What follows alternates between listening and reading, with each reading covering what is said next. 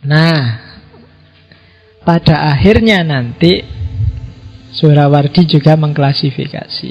Dari cermatan saya, ada orang-orang yang dekat dengan Allah sehingga cahayanya terang, ada yang agak jauh dari Allah. Dan itu kategorinya di 5 jenis tauhid itu. Yang paling atas adalah yang paling jauh, dan yang paling bawah adalah yang paling dekat.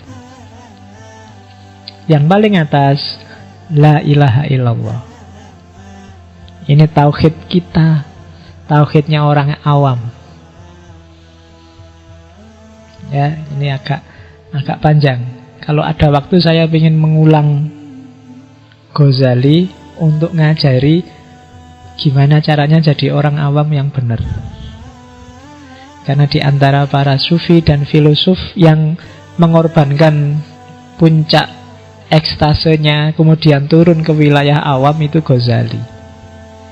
Itu yang bikin kita lebih sreg baca buku-bukunya Ghazali, lebih nyambung kalau baca kitab-kitabnya Ghazali. Karena Ghazali sendiri berusaha untuk nulis sesuai logikanya orang awam.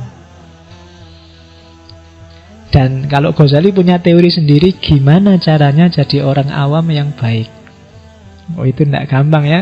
Nggak banyak di antara kita yang ngerti. Kabeh pengen dadi kiai, pengen dadi wali, pengen levelnya tinggi. Sebenarnya kalau kita sudah sadar level kita itu ya awam. Cuma gimana caranya kita jadi awam yang baik itu harus belajar juga. Nanti kita pakai Ghazali.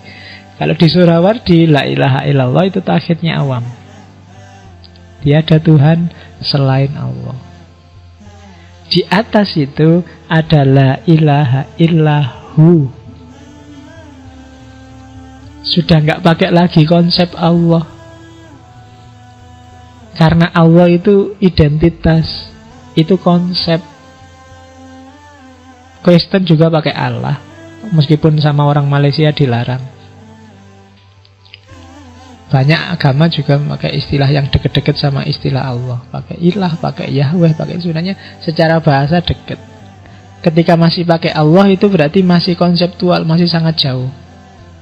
Agak lebih deket kalau la ilaha illahu. Tidak ada Tuhan selain dia. Dia pokoknya dia itu tidak terkatakan zatnya.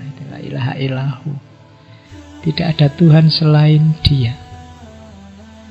Tidak lagi Allah. Karena begitu saya ngomong Allah kan yang muncul di kepalamu konsepmu sendiri tentang Allah. Jangan-jangan tidak kayak gitu loh Allah itu. Nah, makanya orang yang lebih dalam, lebih tinggi dari la ilaha illallah, katanya Suhrawardi, yang bilang la ilaha illahu. Di atas itu ada la ilaha illa anta. Kalau hu itu kan masih jauh, tiada Tuhan selain dia. Tapi kalau sudah anta, tiada Tuhan selain engkau, sudah di sini kan orangnya. Engkau itu loh, sudah bisa ditunjuk. Kalau hu masih di sana, dia adalah Tuhanku. Tapi kalau sudah engkau, sudah dekat. Jadi la ilaha illa anta. Tiada Tuhan selain engkau. Kalau sudah anta, kita sudah berdua, sudah jejer. Kalau masih hu, dia masih jauh. Ada lagi level lebih tinggi dari itu. Ini para sufi biasanya la ilaha illa ana. Oh, itu Al-Halaj dan kawan-kawan kan ngomongnya kayak gini, seperti tidak jelaskan minggu lalu. Kenapa sih la ilaha illa ana? Karena aku ini nggak ada. Aku itu tidak wajibul wujud. Aku itu mungkinul wujud. Jadi yang berhak ada itu hanya Allah. Adaku itu tergantung Allah. Jadi semua alam semesta ini adalah manifestasi dari adanya Allah, termasuk diriku. Jadi tidak ada Tuhan selain aku sendiri. Ini di dalam diriku ini ada Allah. Kenapa? Ya orang-orang ini sudah melenyapkan dirinya. Aku bukan kok aku ini, karena aku sendiri sudah nggak ada. Yang ada tinggal Allah. La ilaha illa ana. Kayak Al-Halaj kemarin loh. Katanya Al-Halaj kan dalam diri manusia ada dua aspek. Ada aspek manusiawi namanya nasut. Ada aspek ilahi namanya lahud. Orang-orang ini sudah membuang nasutnya. Semua dimensi kemanusiaan tak buang. Kenapa? Karena aku sedang gabung dengan yang sejati. Ketika nasutnya disingkirkan, tinggal lahutnya. Kalau tinggal lahutnya, Allah bisa masuk. Kita kompatibel sama Allah sudah nyambung. Ketika masih ada nasutnya, nggak bisa kita nyambung sama Allah. Tapi begitu nasutnya disingkirkan, nafsu, materi dibuang semua, yang tersisa tinggal lahutnya. Kalau tinggal lahutnya, Allah bisa halah, bisa masuk. Itu kan yang disebut ajaran hulul. Allah bisa masuk dalam diri kita. Masuk dalam diri kita, itu sebenarnya cuma istilah, karena kitanya sendiri sudah nggak ada. Itu kayak setetes air yang dibuang ke lautan. Air gabung, laut gabung sama setetes air, ya otomatis jangan dicari lagi setetes air itu, dia sudah hilang. Yang ada tinggal lautannya. La ilaha illa hana. Cuma yang ini kalau kedengaran ahli fikih, nah kamu bisa dituduh murtad, dituduh kafir. Dan itu yang terjadi pada para sufi. Ya kalau Al-Halaj kan nanti punya murid Siti Jenar ya nasibnya sama kayak gurunya di Indonesia, dihukum mati. Tapi di atas la ilaha illa ana adalah tidak ngomong apa-apa. Sudah habis, sudah hilang semua, sudah. Tidak ada engkau, tidak ada aku, tidak ada dia, selesai. Sudah lebur semuanya dalam eksistensi Tuhan. Itu jadi puncaknya justru diam. Sudah tidak bisa lagi diomongkan dan tidak mau ngomong apa-apa lagi. Sudah selesai dengan kata-kata, selesai dengan logika, selesai dengan bahasa.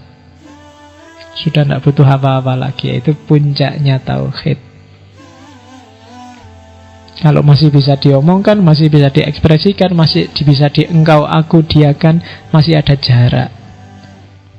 Termasuk ketika masih ada ana, masih ada aku, masih ada jarak. Puncaknya justru tidak usah ngomong apa-apa, sudah habis, selesai semuanya, tinggal Allah saja.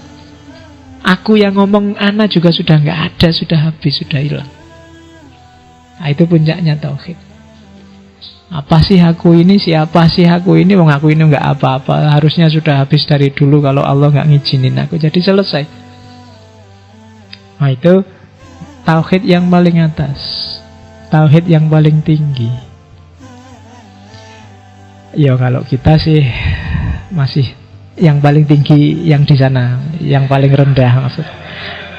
Bukan yang paling tinggi di sini. Jadi masih la ilaha illallah. Karena dalam prakteknya ya mayoritas di dunia Islam ya la ilaha illallah yang itu. Kita hu aja belum. Karena kita masih secara konseptual ya kita masih jauh sama Allah. Kan ada guyonannya gitu kan, agama Islam itu adalah agama yang paling jauh sama Tuhannya. Yang lebih dekat dibandingkan Islam itu orang Hindu. Kalau orang Hindu itu lebih dekat karena Tuhannya dipanggil Om. Om itu lebih dekat. Tapi kalah dekat sama orang Kristen. Kalau Kristen Tuhannya dipanggil Bapak. Kalau Hindu Om, kalau orang Kristen Bapak. Orang Islam paling jauh. Kenapa paling jauh? Karena manggil Tuhannya aja pakai speaker keras-keras tiap hari 5 kali. Iya, jadi keras manggilnya, jadi harus orang sak kota kedengaran karena Tuhannya jauh.